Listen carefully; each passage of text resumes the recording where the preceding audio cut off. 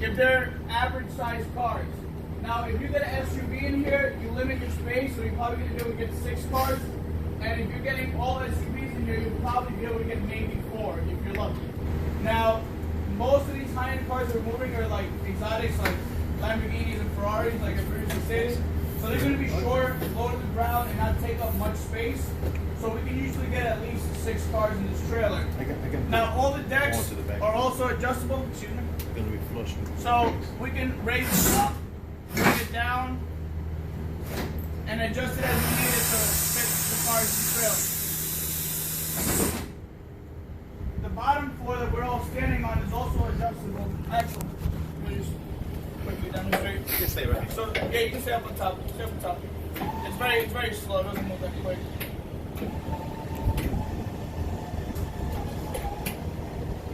So the floors go up and down as you need it to get as much space as you need to fit whatever cars you have to get in here.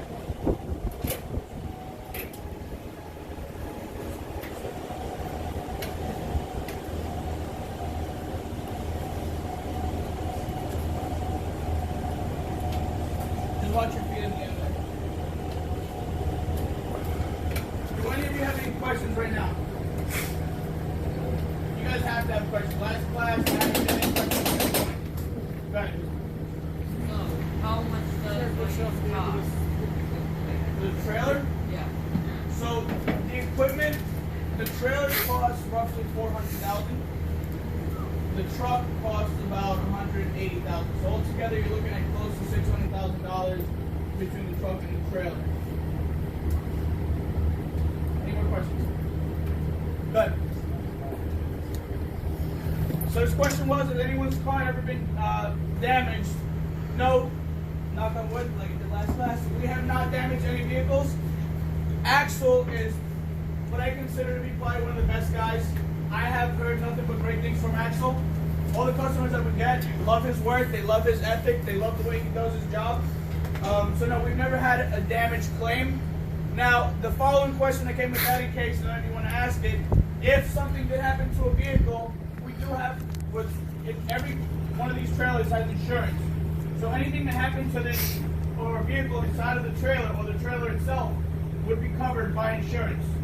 So yeah, it doesn't come directly out of our pocket, but we do pay for insurance for mishaps and accidents because accidents do happen.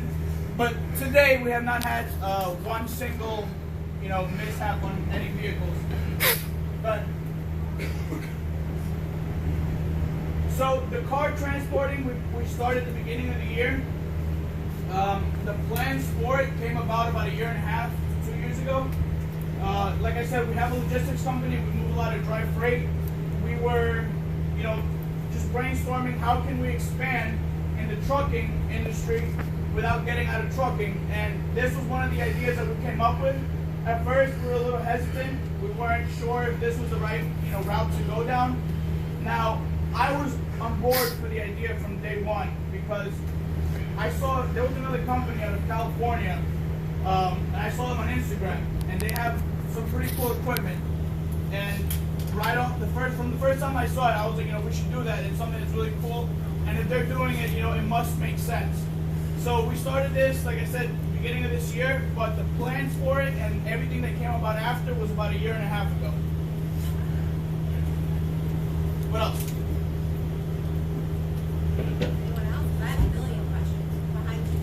Good. How profitable is this business? How profitable? Okay, so just to put it in simplest terms, if you're getting at least six cars in here going down to Florida, you're charging at least at a minimum $1,000 per car from here to like Florida, anywhere in Florida really. Between the cost of going down, fuel, paying the driver, you're probably spending around $3,000 to go down. Between fuel, tolls, driver, and the cost of the equipment, about $3,000 one trip down.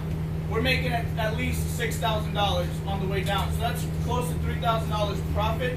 I mean, you also have overhead, and there's a lot of stuff that goes into the overhead. The cost of having employees that dispatch, employees that find the cars to be shipped. So there's a little more that comes out of that, but you're roughly at around $3,000 just on the way down. Now, depending on the season, so like right now, we're getting summer up in New York. Everybody down south that has a house out in the Hamptons or has houses in Manhattan or along the bay, all those people are moving back up. So all those people right now want to get their cars from Florida up to New York. So depending on the season, you can charge different rates. So right now going down to Florida, it's cheap. $1,000 is pretty cheap for an enclosed carrier to bring a car down to Florida. A car coming up from Florida, I can charge starting at $1,300 a vehicle. Anywhere up to like $1,700, $1,750. So it's going to cost me the same to come up, around $3,000. So on the trip down and up, you're spending about $6,000, but you're making around $13,000 to $15,000 on a trip. And that one trip gets done in about a week. So he takes about 2 days to go down. The third day he delivers, starts picking up, and then if he doesn't finish all his pickups in the same day, he'll pick up the following day, and then head straight back up to New York. And then he'll do his deliveries usually on a Sunday or a Monday. And then the week just goes on again. Go ahead. Does the price vary on what kind of car it is? So his question was, does the price vary on what kind of vehicle you're transporting? Yes, it does. So a vehicle like what you have behind you is just a regular size sedan BMW. That's going to run, about the average rate, which is about $1,000 going down right now. Now, if you brought me like a Rolls-Royce Cullinan, which is the new SUV that they came out with, I'd probably charge you $1,500, if not more, going down. The reason being is it's a really, really heavy truck, so it's probably weighs what 2 of those weighs, and it's probably going to take up the space of 2 cars. Now, when doing this, you also have to keep in consideration there are laws that we have to abide by, so you cannot exceed a certain amount of weight. So, for example, like I said, that Rolls-Royce SUV, even if I could fit 5 of them in here, we could not carry 5 of those in here. Reason being, we would be overweight, and we would be driving illegally, and then we would get a ticket, so on and so forth. But yes, depending on the vehicle, you can change the rates of transportation. Next question. Go ahead. What's your longest trip that you've done? So the longest trip that we've done. Right now we only cover the East Coast, but same question was asked last class. We have a lot of partnerships with different companies that do the same thing that we do. So, for example, if I have one of my clients calls me and they say, hey, I got a car that I need shipped to California, I would call a partner of ours, someone that does the same thing that usually travels that route, and I would say, listen, I got this guy, he wants his Lamborghini moved from New York to California. Can you take care of this for me? They'll tell me yes, no. If no, then I call somebody else. If yes, and they'll tell me how much they can do it for. I'll call my client back and I say, listen, I got a guy, he can do it this day for this much, and then we lock in the price and the date, and it's done.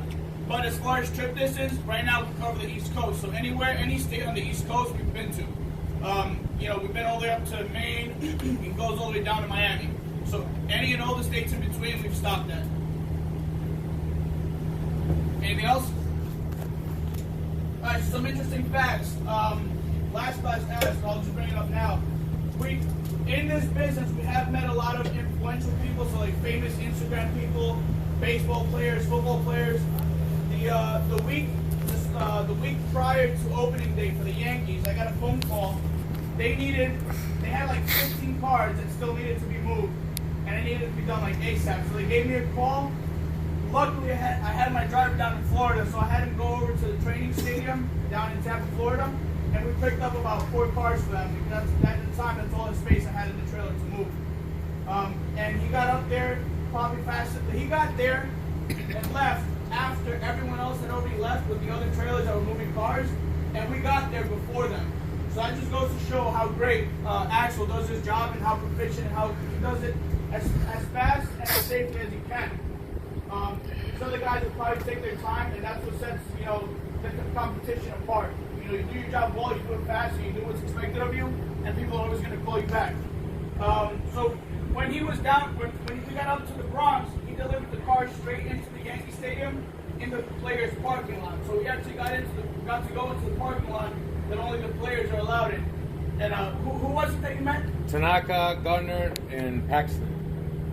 So he got to meet some baseball players when he was down there. He spoke to them. They said, thank you for moving my car. Everything was great. We also moved Sean McCoy. Sean McCoy. He used to play for the Eagles. He now plays for the Buffalo Bills. So, like I said, we have met some cool, interesting people. Some, like I said, influential Instagram people. take me to the give me money. Actually, this Monday, I myself took Right, him to Carmelo? the car. Yes, to the guy who I goes sure by, do. Do a good job. his You get Instagram tip is well. Batman Real Account, and what he does is he dresses up as Batman and he goes to hospitals and he visits little kids that have cancer and that are, not just cancer, but some kids that have other diseases that are life-threatening, and he visits them because the families most of the times don't have the funds or means to do anything. So he'll visit them, bring them food, he'll help them pay for their birthday parties and whatnot. So he's somebody who's very influential. He has like close to 100,000 followers on Instagram. Have you ever moved to Shield? I got to meet him. He was a great guy. And I meet a lot of people in the industry. And it's definitely nice and to meet. And Thought you see did a the Bugatti. things that are out there. I don't have any Bugatti yet, no. Any questions? Or any more questions? You might want to, do you guys know why? A lot of Lamborghinis, Ferraris, yeah. Why can't people start I think you That's guys a good question. That was asked last Yeah. class as well. Now, so if From you where? have, let's say you're an owner of a Ferrari, It's a silver those Ford cars 580. are not your daily drivers. If you know somebody that has a car like that or similar to, you know that they only drive that on the weekends. Being said, if you start driving on the weekend, usually cruising around town, you're maybe putting 20 miles on it in a weekend. The drive from Florida to New York is roughly 1,300 miles. Now, those cars, you're lucky if you get 60,000 miles out of its lifespan before it needs major work. So you don't want to spend 1,300 miles out of those 60 that you have to drive it up to New York and back from New York.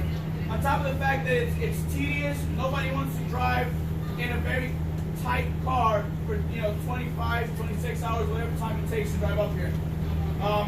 Also, most of these people have a lot of money, so they don't even want to be bothered. They just want their car to be brought to where they live, and that's it. They just want to drop it off so they can go on, go on about their weekend driving. They're flying, right? Yes, they're flying. Flying. Yep. Anything else?